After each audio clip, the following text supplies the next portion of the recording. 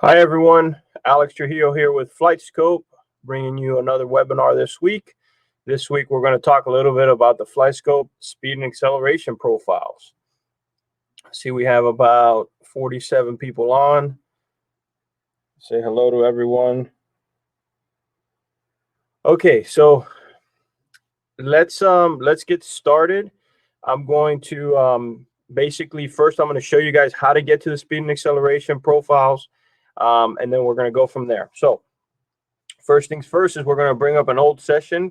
So we're going to go into review a session. And then here we have the list of sessions for particular dates that we have conducted. So I'm just going to start with a session from this morning. And here we go. So everyone, I'm sure, is familiar with this particular screen. This is the 3D Shot Plus screen on the VX app. And you might ask, well, where do I get to the speed and acceleration profiles from here? So top right corner, you're going to go to the 4 squares or a screen map. We're going to go into club analysis. And then in club analysis on the top right, you have 2 options. You have the option of being in 3D, which we are here, or you have the option of going into 2D. So I'll go into 2D. I'm going to swipe over to the left. So the first one is our face to target screen. Then we have our dynamic loft screen. We have our spin axis. And then we get to our speed and then our acceleration. So let's start with speed. And let me explain what we're looking at here. So on this table, you're going to see on the bottom side of the graph, you're going to see distance in feet. So 0 is impact, or let's call it touch. Anything negative is prior to impact, and then anything positive is post-impact. And then on the left-hand side, you see the graph is basically distance in feet over speed in miles per hour. Obviously, if you change your settings in the settings, your measurements will change, whether you're going into imperial, scientific, or metric. So what we see here is basically from about 3 feet prior to impact, which will be pretty close to about hip height on the downswing, the club enters basically the radar's field of view. And we see that the club head is gaining speed towards impact. So you see the line is drawn, let's call it on a positive scale. So it's gaining speed towards impact. This particular shot or swing had 88.6 miles an hour of club head speed. And then you see impact, the 0 line, and then you see from about 0 to 1.5, there's nothing there. And then you start your line past impact. That's basically where we're picking up the club after impact. Now, we actually see the club throughout that entire area from 0 to 1.5 feet past impact. The reason why we clear it out is because it's a very noisy environment during that time. So you have the ball's moving, the club is moving, the tee might be moving, the dirt might be moving, the divot, whatever the case may be. So you would just see a lot of distortion in that profile. So we basically just show it to you from about 1.5 feet where all that stuff is gone by then.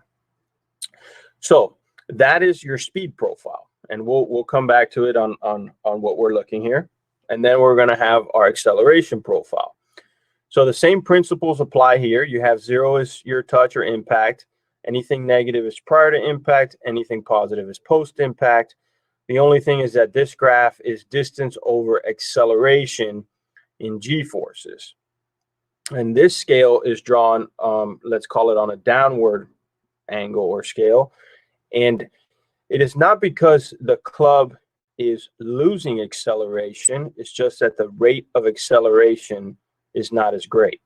So a good example to explain this is when an airplane is taking off, they will be at basically low speed, maximum acceleration because they're trying to take off.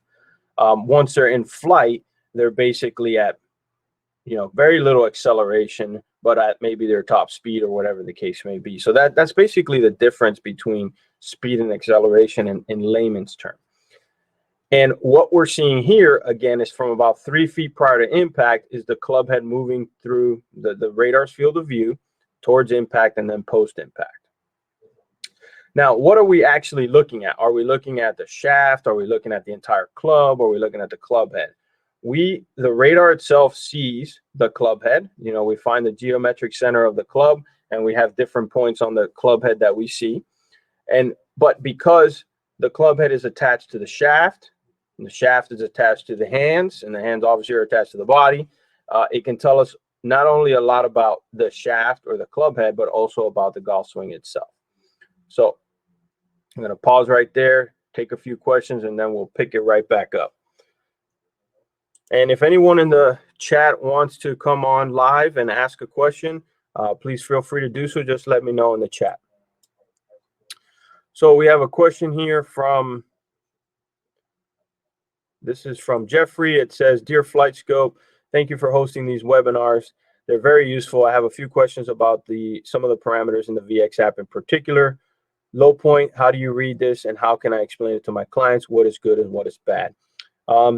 So low point doesn't have anything really to do with speed and acceleration profiles. However, all low point is basically where it's the low point of the swing arc. So it's going to be very close to your angle of attack, or the inverse of it. So if your angle of attack, let's say, is 4 down, then your low point would be +4, and it's reported in inches. So it's just basically telling you where you struck, where your low point was during the swing arc. So let's say if I'm hitting an iron and I'm hitting down on it 4 degrees, my low point could be 3 inches, 4 inches in front of where that happened, because I'm hitting down on it. And then the vice versa would happen with a positive angle of attack, for example, with a driver. We also have a reference chart that we can, if you guys in the webinar here want to have that information. If you don't have it, we have some information on not only all the definitions of all of our data parameters, but also tour averages, and also some numbers for different handicaps, swing speeds, and stuff like that, that you guys can review. So I know that there's a question in here about that as well. So here's another question from, this one's from Jeffrey as well. He's asking about tour averages. We do have those. And again, we can share them with you. If you just want to email us at sales@flyscope.com, we can email you that information. I'm also going to ask that we put our reference charts on our website so you guys can pull it from there. So, and this is from Tom V77. It says, relating to the acceleration profile, can you use this for shaft fittings? For example, if you see a reading with a fish hook. So absolutely. So we're going to start back up now with my with the remainder of the webinar, and that is talking about how do we use these profiles. So I have a poll in here. If you guys haven't seen it, just basically ask, do you guys use a speed acceleration profile during fittings? And then if you guys can just vote, it's just good information for us to know. So I'm a big believer that if you're a teacher, you should know a little bit about fitting. If you're a fitter, you should know a little bit about teaching. But I'm also a big believer that if you're a fitter, you should also know a little bit about club building. I believe that it just gives you a little bit extra knowledge and information and experience on when you're in front of a client and you're trying to get them fit into a particular shaft or club head or whatever the case may be. It's just good to know, okay, what's the process that's going to happen to get this club to where we need it to be. So what I want to show you guys is I'm going to show you 2 tour examples of two tour players that are obviously fit, and what the profiles look like. And then I'm going to show you a profile of a good amateur player. And then we'll talk about some of the differences and what you guys can see. The general rule of thumb when I look at an acceleration profile is that I want to, I use the following. If a player with a driver, so with a player that's using a driver, swinging a driver, if their club head speed is more than 100 miles an hour, then I am going to be looking for what we call a linear profile. So it kind of looks like this, okay, on a downward scale. on the acceleration profile.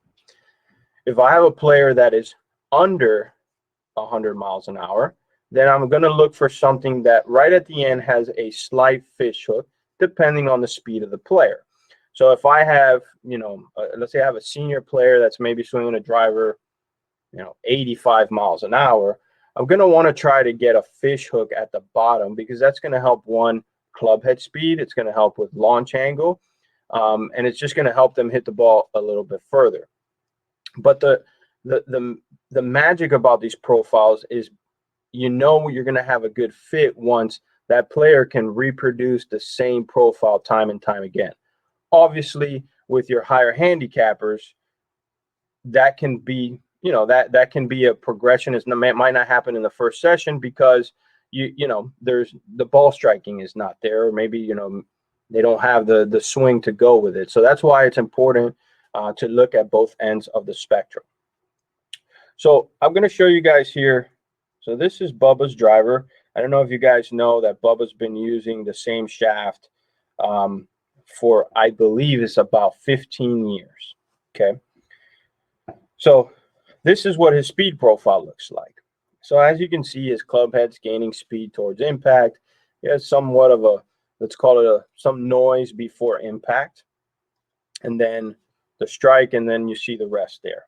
So again, on speed, there's not too much that I'm looking at. Obviously, I'm looking at the speed is gaining. I don't want it to be massive speed differences, because then it's telling me that the player might be manipulating the club a certain way.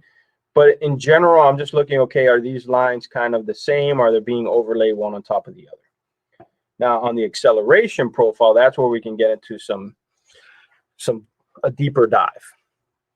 So what you're looking at here is 6 driver swings. Okay, and I'll go through them here.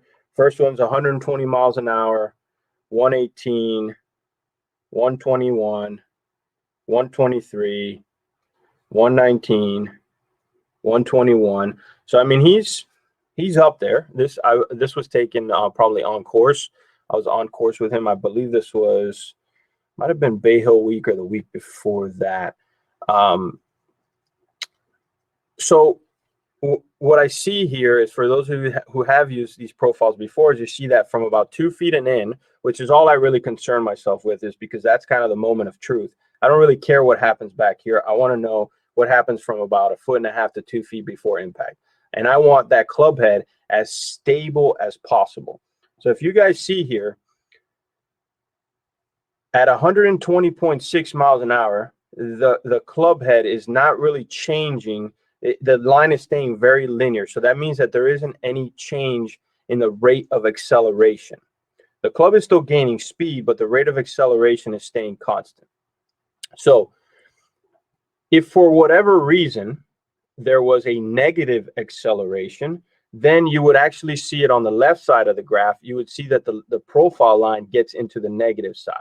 And that's going to happen. You're going to see that when players, like when they dump the club and they hit, maybe they hit it fat, or there's massive casting, or, whatever the case may be, you'll see some players that will get into the negative side of this profile. So again, for a tour player, I want this to be as linear as possible. And again, I want them over shots. I want them to be able to do it over and over again. So now look at this. If I look at 2 feet and in, these profiles look almost identical. Okay, very, very tight. And I'll show you what doesn't look the same. But what I want to show you is that he's not hitting the same shot shape. He's hitting different shapes, low, high, left, right, but the shaft is still performing the same way. So pretty interesting. Now, let me show you a different player. So let's go here to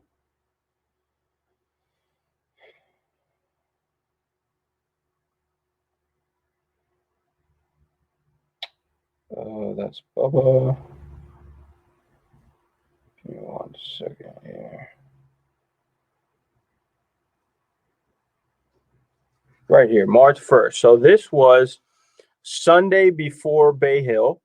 I went out to the range with Bryson, and he just is working on speed. He's just trying to hit it as hard as he possibly can. This is when he started the whole, swinging. I want to say that in one of these he touched 201 or 202 ball speed.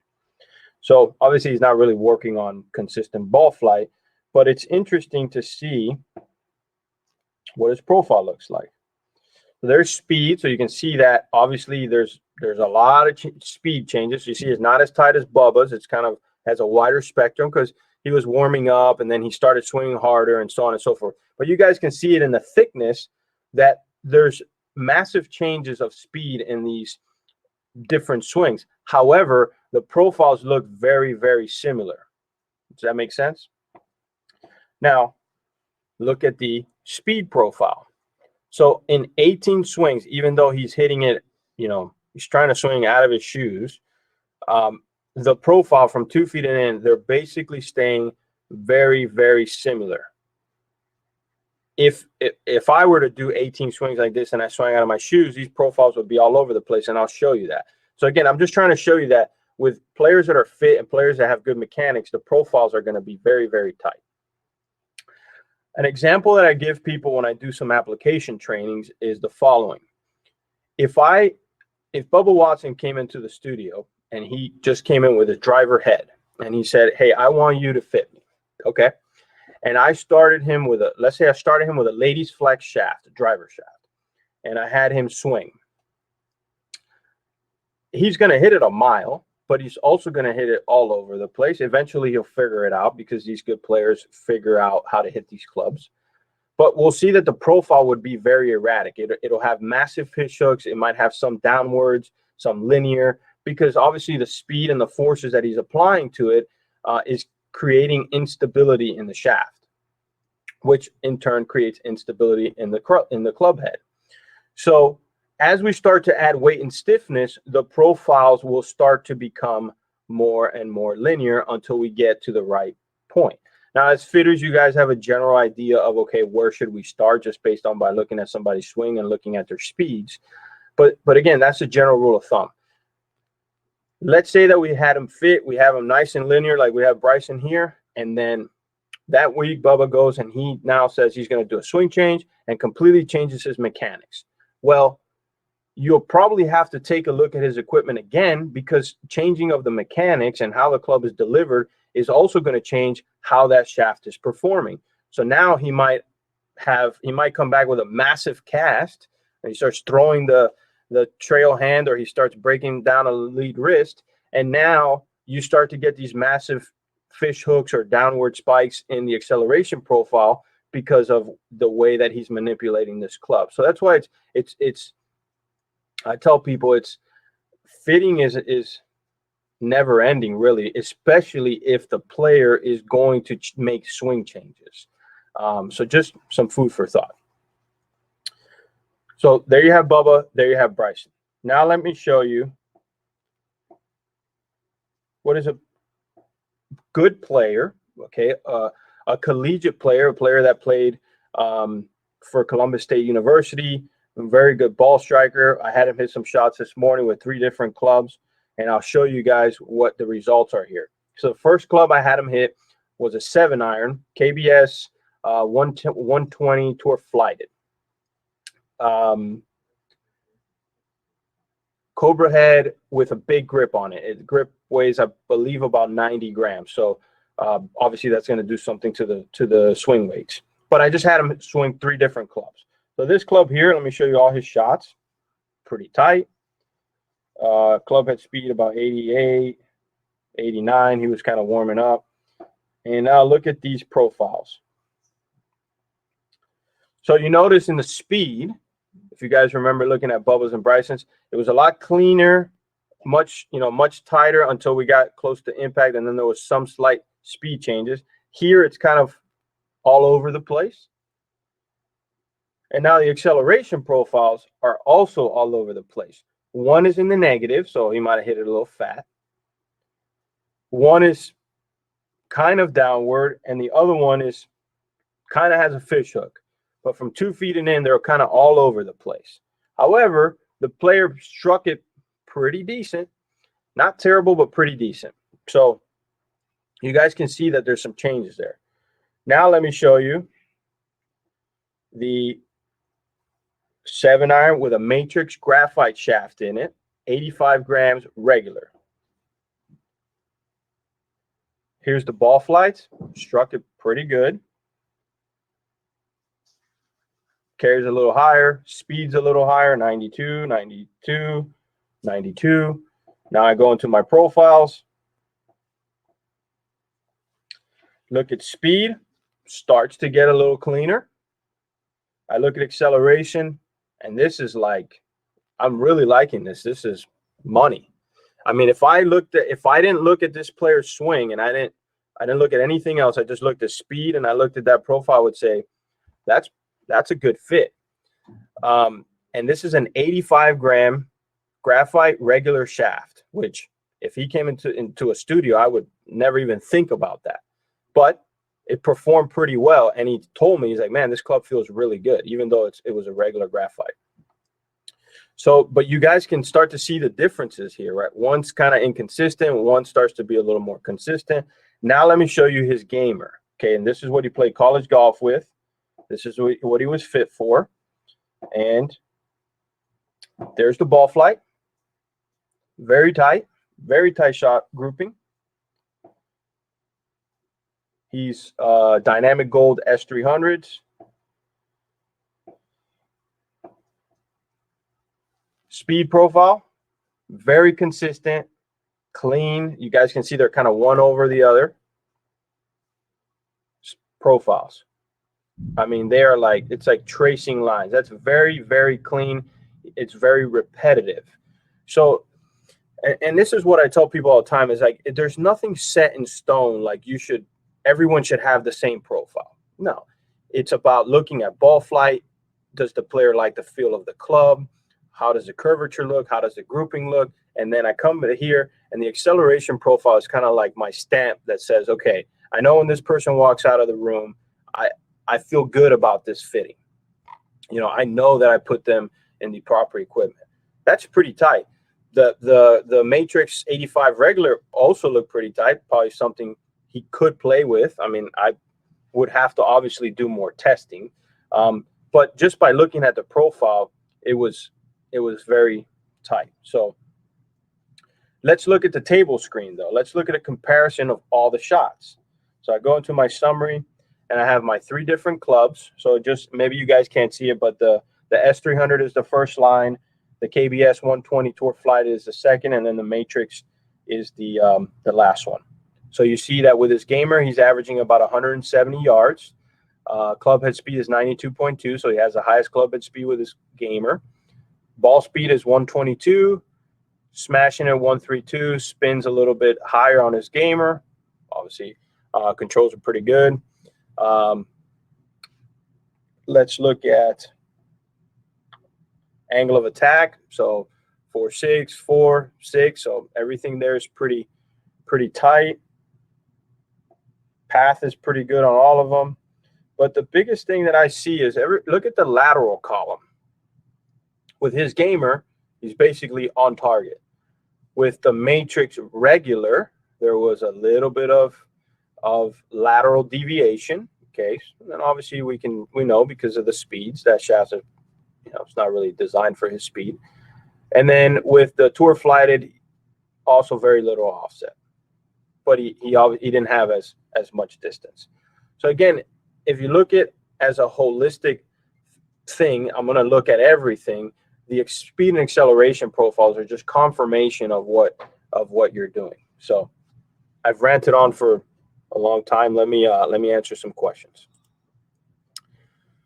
So this is from, it doesn't really say a name. It says, how many shots do you generally have a player hit when comparing shafts, etc., 10 or so, or get a good example?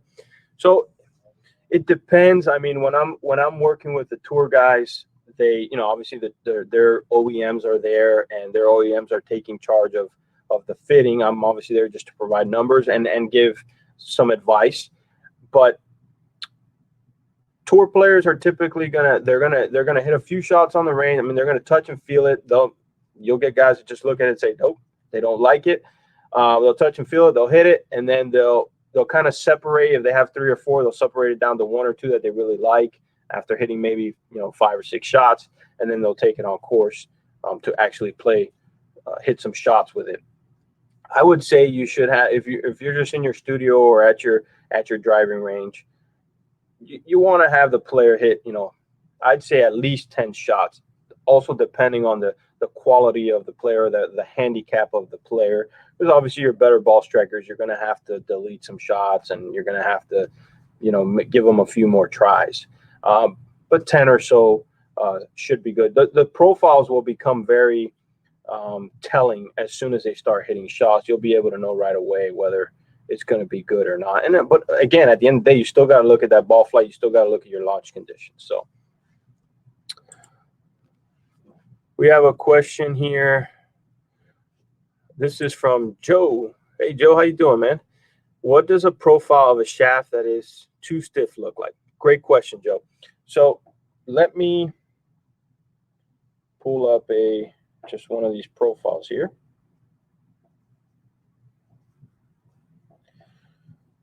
So if you guys notice here that all of these profiles are ending right around the 0 mark, so right around touch.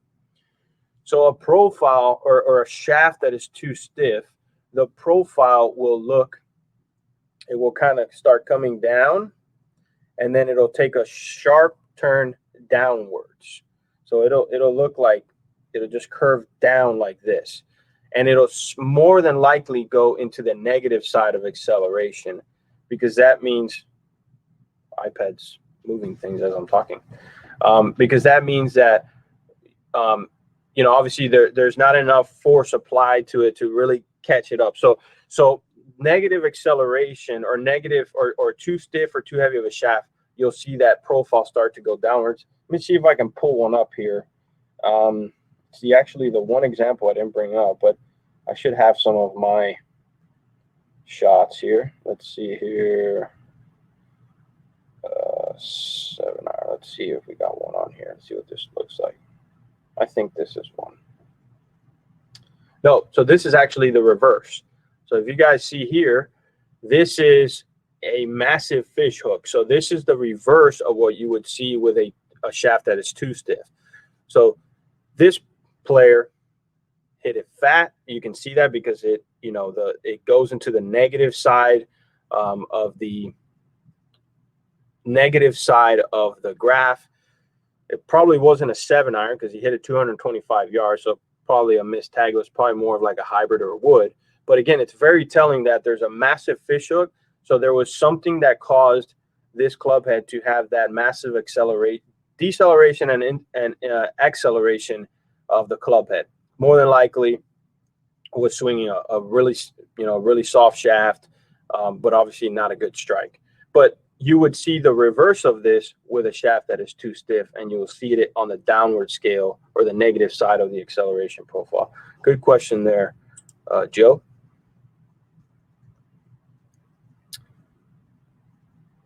So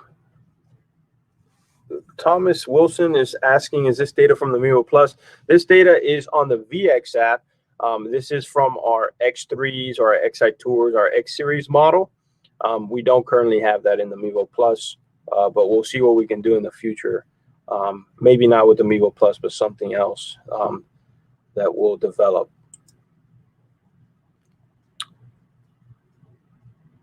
So Obed also asked, I have missed this. Will this be supported by the Mevo Plus when it's integrated with the VX app? I'm not quite sure yet. That's something I do have to ask. The Mevo Plus will be integrated with the VX app.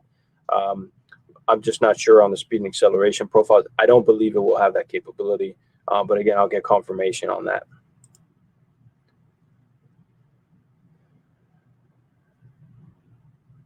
Okay, and then Tony says, you talked about looking for differences between above and below 100 miles an hour, but that is for drivers, right? What would you say would be the breaking point in miles per hour in iron swings? So, Tony, what I do is typically if they swing the driver over 100 miles an hour, I just use that whole equation for all of their clubs. So I know that they're faster swingers. If they're under 100 miles an hour, I know that obviously the percentages will be the same the other way. So then I do everything the same. So over 100 miles an hour, I'm looking for linear on every club, maybe with the exception of wedges. because it depends on the player. They want a little bit softer feel. And then if they're under 100 miles an hour with a driver, then I'm looking for fish hooks all the way down. I'm never looking for deceleration or a fish hook the opposite way, because that's just not good.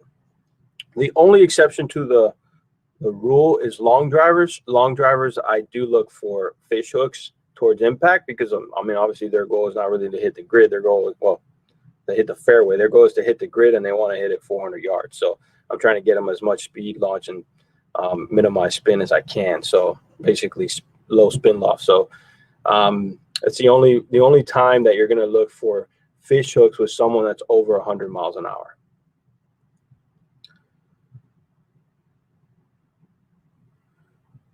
So here's a question from Manny Guzman. It says, can you go over the speed profile once more? I have used it to provide some important data on the hips and dips associated with the body's rotation and anti-activity, which causes the club head to indicate a significant change. Yeah, so for sure, Manny. Like I said earlier, if you're fitting someone, and you got them fit, and then all of a sudden they come back and there's massive changes in the profiles, and more than likely they've changed something in their kinematic sequence. They've changed something in how they're delivering the club, maybe their swing or whatever the case may be.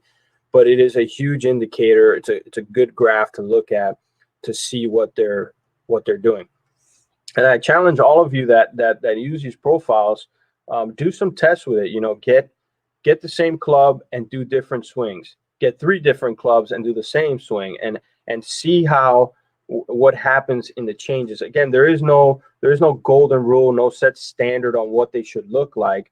But just remember, I mean, my 3 key things are speed, over 100, what I'm looking for; under 100, what I'm looking for. Consistency in the profile. If I have a player that likes the ball flight and is repeating the same profile every time, then if they have a little bit of a fish hook and they're over 100 miles an hour, oh well, they like it. And that's 2. And then number 3 again is just consistency. That's what I look for. So can they reproduce the same profile time and time again? All righty.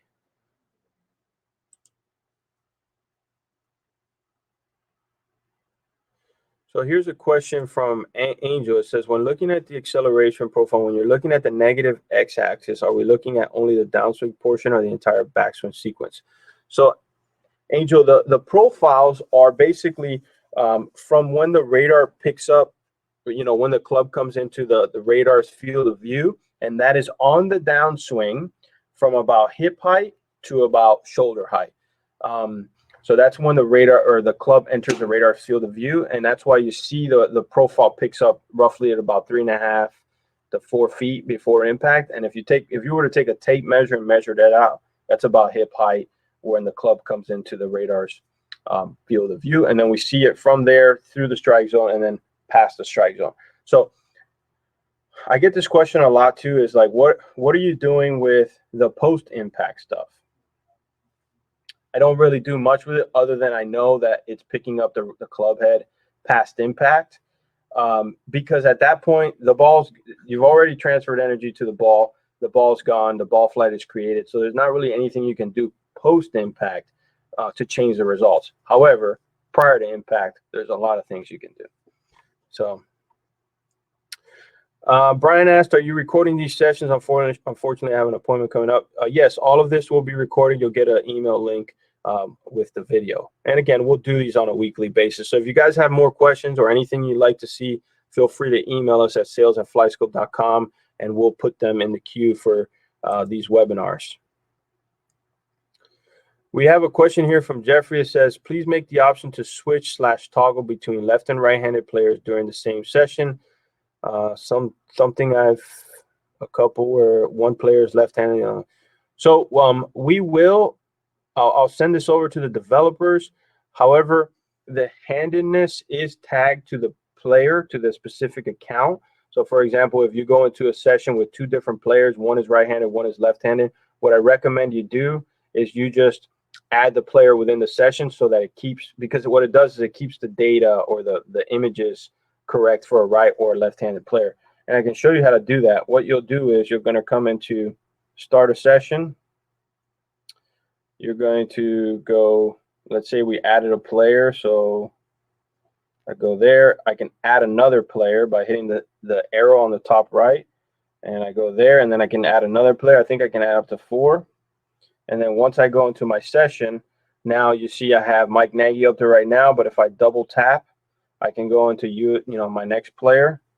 And now it's U.S. sales. Or if I want to go to my next player, I double tap and I can go to Bubba. So I can actually do more than one player in one session, but you do want to individualize them so that you keep the data tagged correctly. That's why the handedness is very important when you create their profile using their email, their first name, last name, and email. Hope that answers a question for you, Jeffrey. All right, guys. So let me look down here at the poll, see what questions we have. I think I've answered most of them. It says here, will this be on your YouTube channel? I live on the West Coast and not time to start it. Yes, it will be on there. Question from Duke. If the line goes up, is the shaft weak, and down if it's too stiff? Correct. So if it's fish hooking massively, you're going to have, it's going to be a little too weak. If it's going the opposite way, it's going to be a little too stiff. But again, look at it holistically. Look at the swing. Look at the mechanics. Look at all the launch conditions.